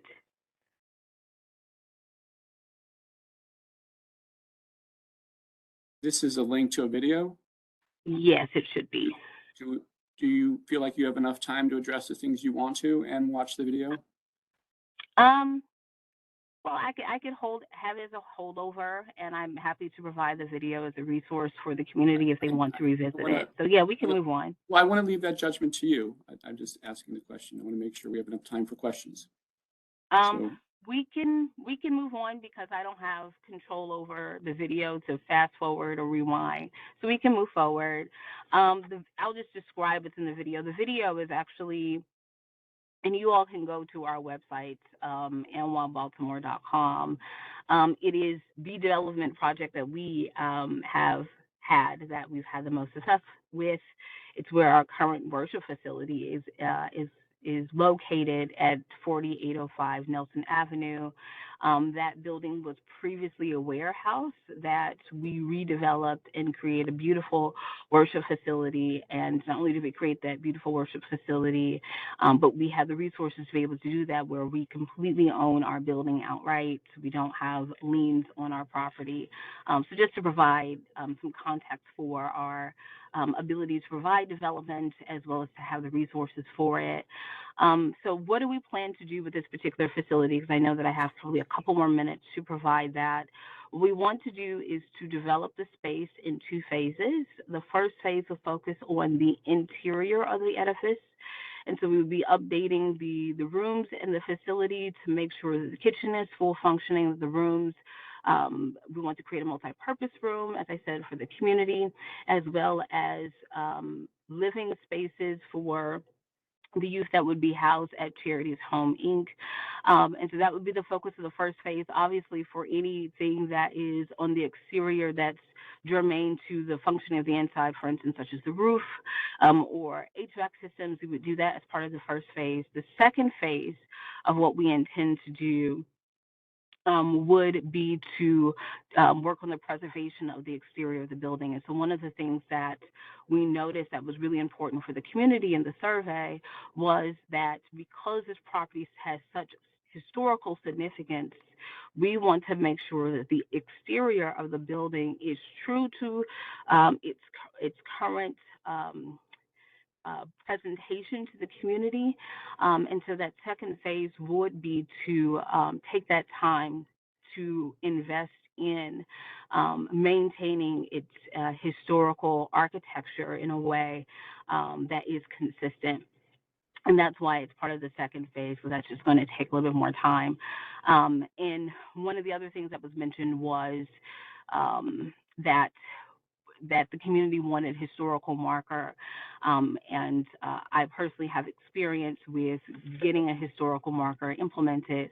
I know that I'm running out of time, so I'm happy to answer questions or concerns that relate to some of the things that I was not able to get to, but our focus is to create a home and to get the home up and running on the inside first, and then move out to the exterior to restore it. And that's all that I have for my formal presentation. Again, open to questions. Thank you all.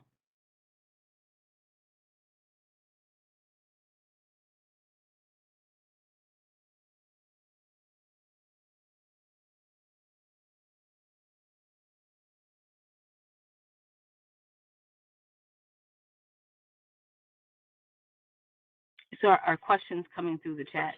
I will, yeah, questions come through the chat. There's one up right now. Do you have a plan to show the building renovation proposal? Yes. So our current barrier was that we have not been able to see a floor plan for the existing building. And so we were waiting on the existing floor plan in order to be able to do the full mock-up. Happy to show you floor plans that we've done for previous buildings, but definitely before we put a single jackhammer down to the building, we would show the community the full mock-up. And our goal and what we desire is to have buy-in throughout this entire process from the community.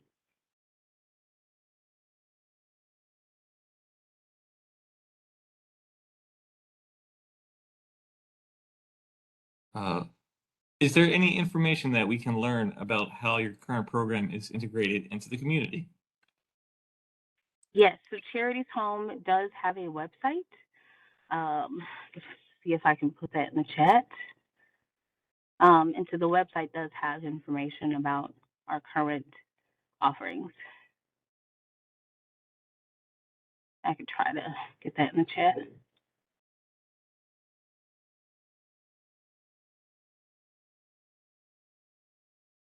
While I look for that, did you want to move on to the next question? Yeah, I can ask another question. Given that this facility is for homeless youth, we are wondering who will be living with them, such as their family or staff. What will this look like? That is an excellent question. So we would have a full staff on site that would be living with the children. We do have some programs that we have as a model for this as well. And so that's what I meant about the full vetting process, in which every staff member would not only have an extensive background check, but they also would have to have a background with living in a community with youth. And so they would have to have certifications. We would also have mental health professionals who are available on staff to provide therapy resources and counseling resources to the youth. And so, yes, there would be full staff, they were fully vetted, and they would have to have certifications in order to maintain their role within this particular community. I hope that answers that question. Happy to elaborate if it didn't.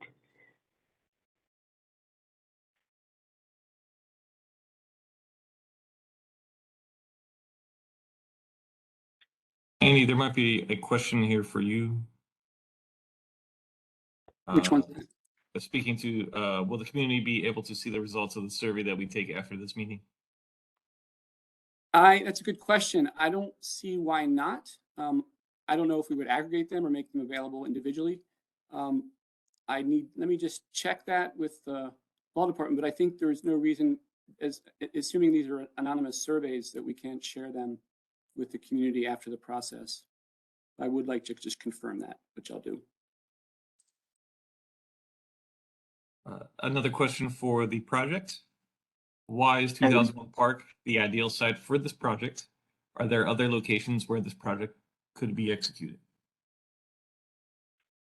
Yeah, that's an excellent question. For us, the historical significance of this particular property is what is the appeal. anyone can flip a house in Baltimore. There's plenty for the picking, right? Of properties that are currently not being utilized within the Baltimore community that could be used for this project. What makes this particular location unique is one, the neighborhood. There are a number of wonderful things going on within the Reservoir Hill neighborhood that we want to connect with, because ultimately we want to be a part of the community and not just a housing unit for youth, but we would want them to be in a community in which they can glean from for their own development. And in addition to that, because of the history of the mansion, it is a way to redeem a legacy. In our eyes, we would be redeeming the mansion's legacy and continuing what is a beacon, what is a resource within a community, and allowing it or cultivating it to be a beacon of hope for youth who need that, especially now. So yeah, we could probably put something anywhere, but it would not have the tapestry that this particular facility has and the community resources that we would hope that our youth would be able to glean from. Next question. Are these children part of the foster care system? Would your organization be their legal guardian? That's a good question.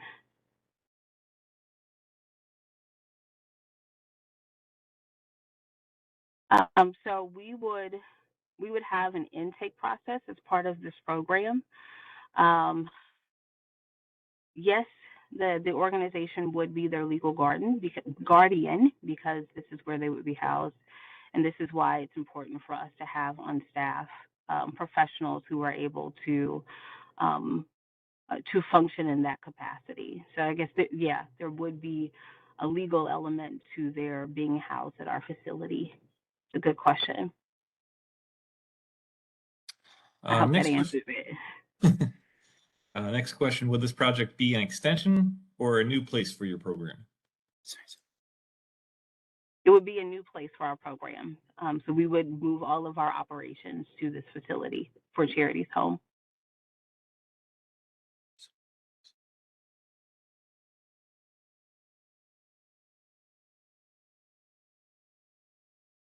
Andy, I don't have any other questions at this moment. Do you want to ask the pre-prepared question? Yes, thank you. There are two questions that were asked of the community leaders for the presentation tonight. One is, have you read the 2018 community survey and how did it shape your proposal? Second question is, how is your proposal responsive to the property's history? Yeah, so I believe that throughout my presentation, our focus was to make sure that we were incorporating a response to those questions, which is that the rich history of the particular property is what is attractive to us. That is an opportunity for us to take that history and run with it and provide something unique to the neighborhood, but also that is in keeping with what they're wanting, including, as I mentioned at the end of my formal presentation, creating a historical marker. For context, in Columbia, Missouri, I was actually part of a team that had a historical marker placed that commemorated a man who was actually lynched within Columbia, Missouri. His name is James Scott. We actually had a full programming around this particular the particular implementation of that historical marker. And so we invited members of the community to be a part of it. We had an event where we had speakers, we had spoken word artists, and members of the community, including our mayor, came to give words to really address and confront just the complicated history surrounding the particular incident. And that historical marker is still there. I believe I think that was 2016. And so that is something that we would want to do with this facility. So it wouldn't be just us moving into the neighborhood and locking the doors, but we would want to create a space in which the community can be a part of its development. While also, of course, we want to make sure that the youth that we are housing are safe, but we want the community to feel like this is something that they were able to contribute to be a part of in creating this safe space for children, and commemorating at the same time its rich history. And then thinking through the responses of the community, this was something that was very important to each of the respondents, that it was not a space that was a commercial facility that they didn't feel like they had some level of ownership over. They wanted people to join the neighborhood as opposed to just moving into the neighborhood and, as I said, putting up a 10-foot wall around this space. But it needs to be interwoven into the heartbeat of the community, and that's what we're hoping to do. Andy, I have, I believe, 2 more questions here. Okay, Jeff, thanks. If youth, next question, if youth are going to be living there, do you have a license to house youth from the Department of Social Services? We will make sure that that's all in place before we open the doors.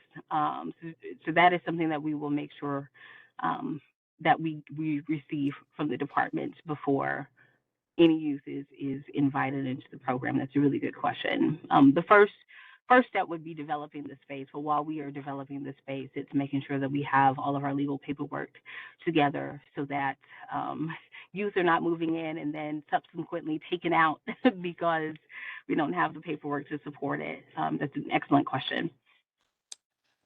Next question, how much grant money will these projects be eligible for? Do you have a ballpark of that figure? Let's see if our founder is on, who actually has the raw numbers.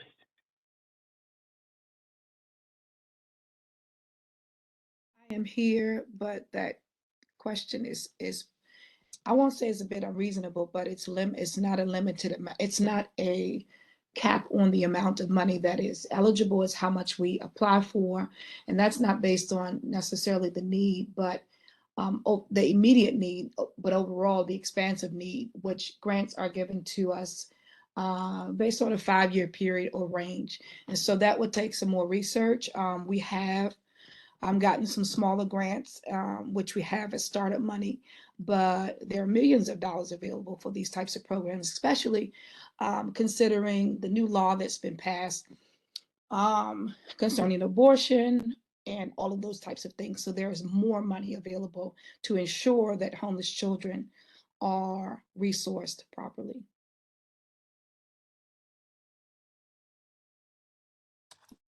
I guess maybe a broader version of that, but what is your general financing model for this project? Please restate your question. I don't understand it.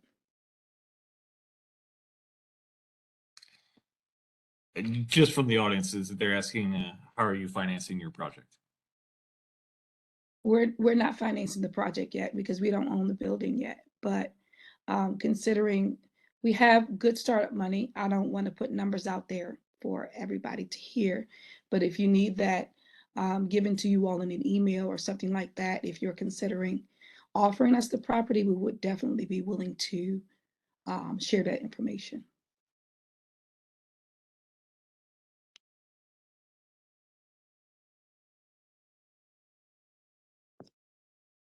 Is that the final question, Jeff? That is what I have final on our list right now. Okay. There is a question in the chat for me, Andy, based on your comments. It sounds like there will be a closed door decision-making process. I don't want us to operate from the assumption that just because a process has been used before means that it yields a result that the people appreciate. As the people who actually live here will be directly affected by what happens, which is why we're on this meeting, I think our perspective should count more. Yeah, I just want to say that transparency and openness is important to the comptroller, Comptroller Henry. He will want to feel comfortable that the views of the most impacted residents are heard and embedded in the process. I said before, the community really pressed early on, even before I was here, that this process would be a little bit different from the past. And just a couple of these things, they may sound insignificant, but The first is that the proposal itself, we asked the community to actually review it and give comments, and the task force were particularly helpful with that. The second was that we included the opinion survey in the RFP, something that doesn't typically happen, but is very much embedded in the RFP, and we talked very much about the proposals being informed by the opinion survey. The three members I've already mentioned of a review panel, that's not typically done. Sometimes there's one, not three, but we want to really make the statement that community input is critical to this. The community made a great suggestion that we not just have a virtual meeting, that we have a hybrid meeting. That's because we were told that experiences in the past with just virtual meetings weren't positive. We weren't quick to accept that recommendation, but we did finally, and we're glad that we did. The community was invited to submit questions in advance. And then, of course, which is not unique to RFPs, we're asking for the communities to just fill out the survey. Again, I'm going to give my email address, andy.frank@baltimorecity.gov. If there are questions or comments, we also encourage you to work through the community leadership, which is very active in this process. Are there any other questions? Andy, there's one more. Question is, would you be interested in expanding the development to include more than housing, such as community meeting spaces or co-working spaces? That's for Charity's Home? Yes. Okay. Oh, yeah, that's a Oh, I'm sorry. wonderful Yes, question.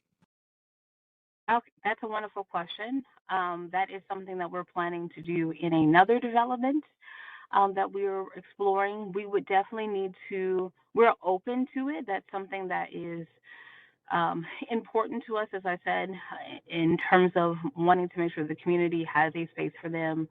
Part of that, as I mentioned, was the resource area for youth, and that's focusing on just young adults, so ages 5 to 25.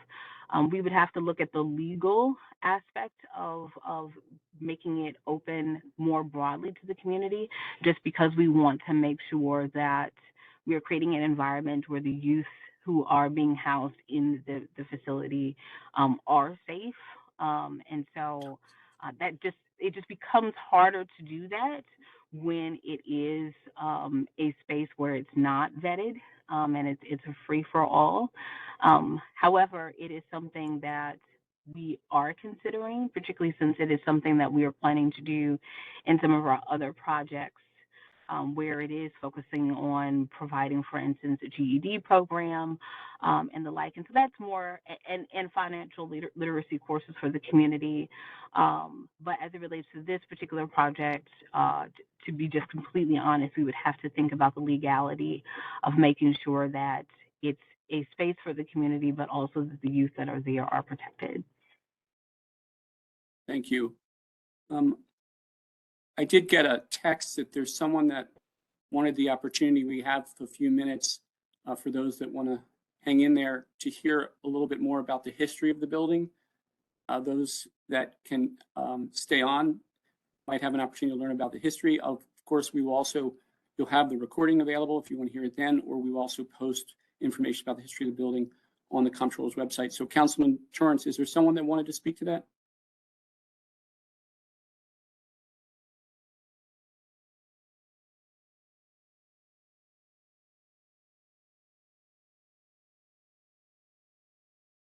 I'm unmuting. Hopefully you can hear the gentleman in the room. Okay. Can you hear him? We've lived immediately next door to. It's a little faint. It's a little. Can you come? Do you want to come up here? You can take my seat.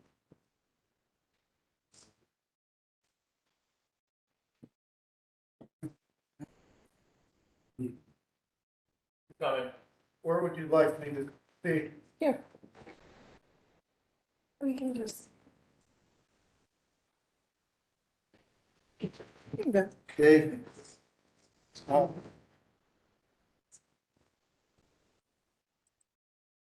We've lived immediately next door to Mount Royal for more than 40 years.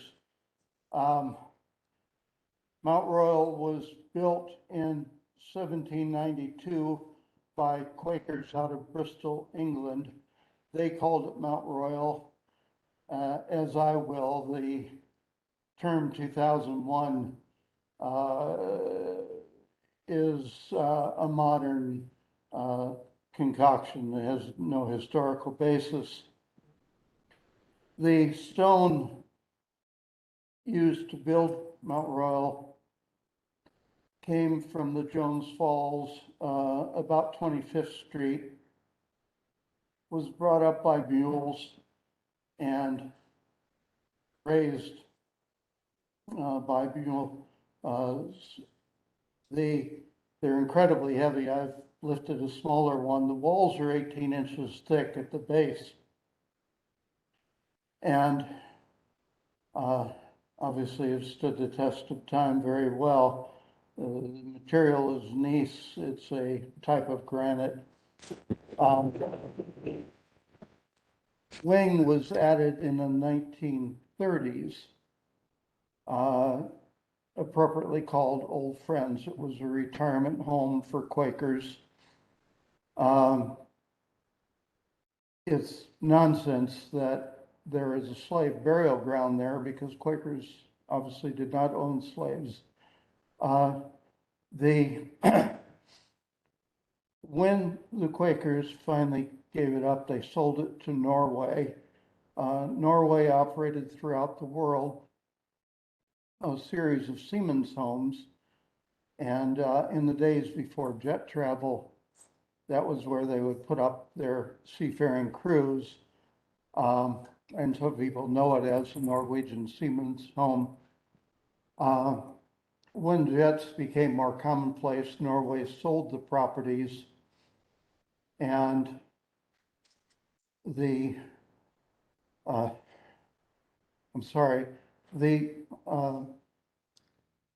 city took over that property. Wally Alinsky sold off the interior fixtures. It was notorious up and down the East Coast antique market for years as a source of materials. They tore out the original staircase and put in drop ceilings. Any wood that you see on the outside is a modern accretion and is not part of the original property.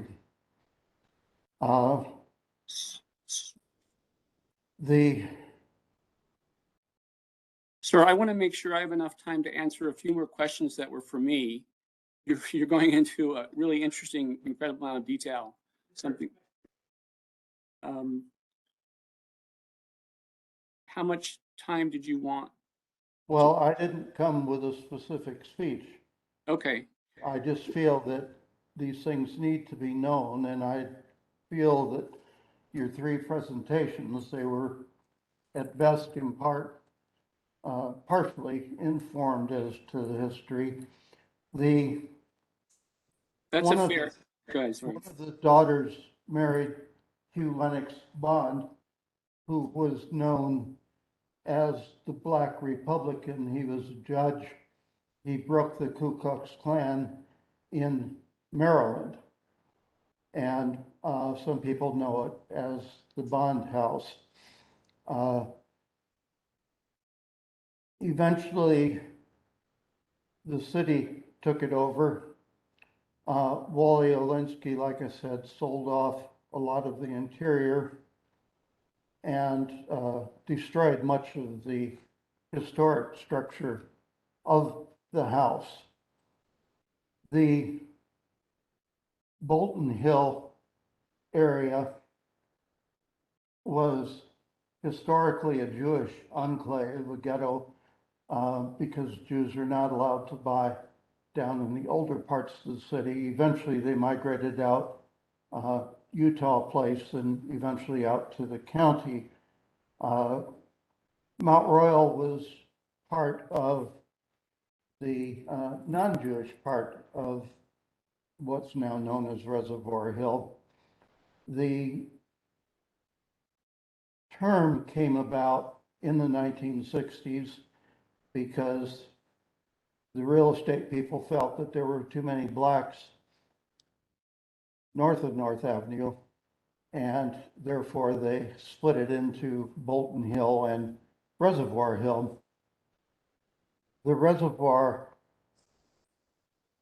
was down. You can still see the curves of the houses on Mount Royal Avenue. The reservoir was originally part of the city water supply. When that was abandoned. Sir, this is really wonderful history, and I want to make sure you have an opportunity to share it. I'm not sure that sharing it tonight at the end of the meeting is the best for you or for those that are interested in That was history. why I came, and thank you for your Okay. time. I think it's a fair comment. I did not include the history in my presentation. Well, had I done it before, I would have. Heard, So a lot of I the wanted. history I heard was wrong. Okay, I wanted to wrap up. The bit about slave graveyard, the Clinton did not own slaves. There was never a grave. Okay. Thank you. Okay, so there are a couple questions for me. I think what happens if the proposal, if none of the proposals are chosen? That is a possibility. The review panel could elect to do a best and final, eliminate one. They could choose to recommend none. The same is true for the comptroller himself. Do you think your office will be able to walk us through their decision-making process? I think there is an opportunity for a pre-briefing, right, debriefing, I should say. And then the question is, what is the community's role after the proposal is chosen? Well, if there is a proposal chosen, that begins an entirely new process with a new set, the same players, but a expectation that the community is involved at every step. I know Reservoir Hill has had lots of experiences with developers in their community over the last couple of years. They have strong feelings about how those developers share their proposals and receive input. And we would work closely with the leadership of the Reservoir Hill community to make sure that there's a process that fully vets any proposal that might be chosen. The next question is, can the community negotiate an MOU with any of the chosen developments? I'm not sure. I suppose after you're talking about after a proposal is a developer is selected, yeah, there might be an opportunity for the community to develop a formal relationship, setting out mutual expectations with the developer. I've seen that done before, maybe called something different, but yes. There's also a comment I wanted to just amplify. Paul Gentler, he was very involved in the survey, invested a lot of time. He also was particularly helpful in providing comments to the RFP itself. I wanted to acknowledge that. Next steps. The next steps are that the attendees of tonight's presentation will receive links to the survey. We ask that the surveys, this will be part of the link, the surveys be filled out before August 9th. There will be the next meeting of the review panel where the panel itself actually receives presentations from the proposers. And then the panel, this is not set in stone, the panel might have a view on this after the presentation, after the panel gets input from the surveys, then they would meet and have a conversation about scoring or objective or subjective views on whether the proposals should be recommended. I think that concludes the comments for me. So I think with that, Jeff, are there any other questions? We are called up, Andy. Okay, great. Thank you all very much for your time and your great questions. I gave you my email address. The leadership of the community also knows how to reach me.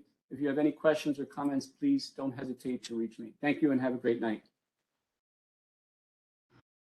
Thank you. Thank you.